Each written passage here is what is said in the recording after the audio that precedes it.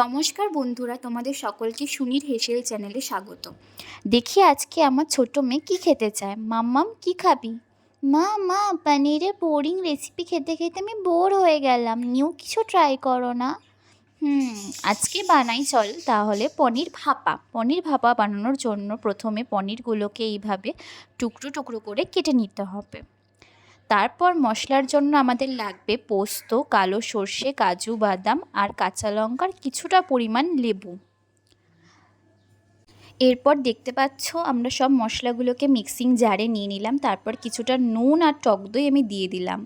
তারপর বাটি ধোয়া জল দিয়ে আমি ঢাকনাটা আটকে দিলাম। তারপর মিক্সিং জারের মধ্যে কিছুটা গুঁড়িয়ে নিয়ে একটা স্মুথ পেস্ট তৈরি করলাম।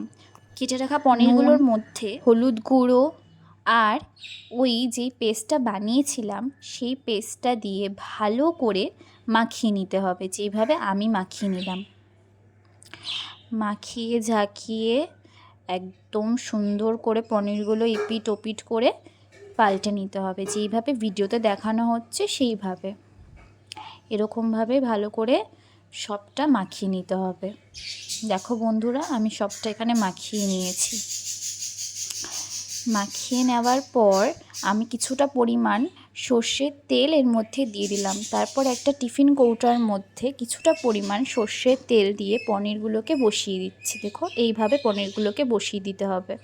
তারপর কিছুটা কাঁচা লঙ্কা, তোমরা এটাকে চিড়েও দিতে পারো, আমি চিড়ে দিতে ভুলে গেছিলাম। তারপর কিছুটা সর্ষের তেল দিয়ে টিফিন বক্সে আটকে একটা কড়াইয়ের মধ্যে গরম জল বসিয়ে টিফিন বক্স দিয়ে লিডটা আটকে নিতে হবে। তারপর কিছুক্ষণ ভাপিয়ে নেওয়ার পরই তৈরি আমাদের পনির ভাপা। এরপর পনির ভাপাটা দেখুন কীরকম হয়েছে, খুব সুন্দর খেতে হয়, গরম ভাতে ভীষণ ভালো লাগে।